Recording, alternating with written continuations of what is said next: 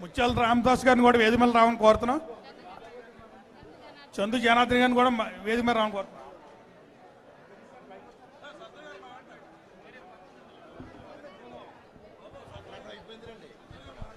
మన సజ్జల గారిని వచ్చి మాట్లాడడం కోరుతున్నా.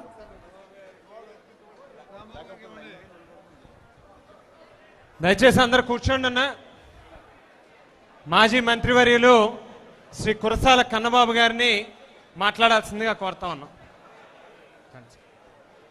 కన్నబాబు అన్న.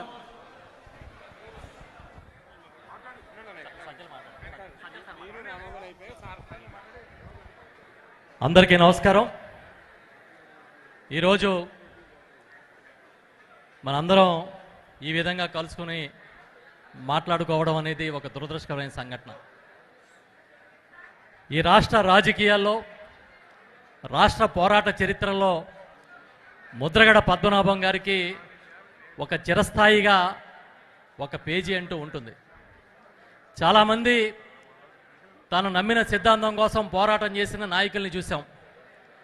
కానీ ఒక రాజకీయ నాయకుడిగా ఉండి తన రాజకీయాన్ని పణంగా పెట్టి పోరాటం చేసిన నాయకుడిగా ఒక ముద్రగడ పద్మనాభం గారే కనిపిస్తారు.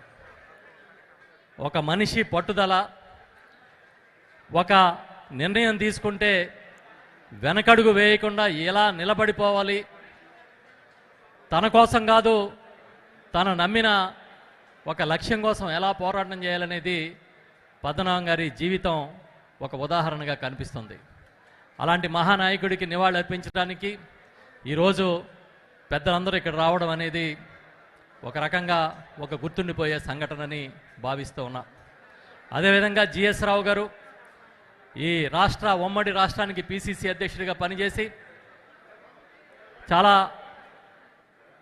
తెలుగుదేశం ప్రభంజనంగా ఉన్నప్పుడే గోదావరి జిల్లాలో కాంగ్రెస్ పార్టీకి ఏకైక ఎమ్మెల్యేగా పశ్చిమ గోదావరిలో గెలిచి ఇవాళ తనకంటూ ఒక పారిశ్రామికవేత్తగా కానీ ఒక రాజకీయవేత్త కానీ చెరిగిపోని ఒక ముద్ర వేసుకున్నారనేది గుర్తు చేసుకుంటూ ఉన్నా.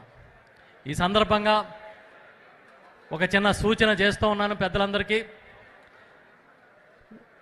ఈ గోదావరి జిల్లాలో ప్రామినెంట్గా ముద్రగడ పద్మనాభం గారి విగ్రహాన్ని, కాంస్య విగ్రహాన్ని ఏదో ఒక చోట పెట్టడానికి అందరూ ఒక నిర్ణయం తీసుకోవాలని కోరుకుంటూ అందరికీ కృతజ్ఞతలు తెలియజేస్తూ పద్మనాభం గారికి, జిఎస్ రావు గారికి ఘనమైన నివాళి చెబుతూ, అదేవిధంగా పెద్దలు జకంబోడి రామ్మోహన్ రావు గారిని, వంగవీటి మోహన్ రంగా గారిని స్మరించుకుంటూ సెలవు. Thank you. పెద్దలు మాజీ మంత్రివర్యులు శ్రీ అంబటి రాంబాబు గారిని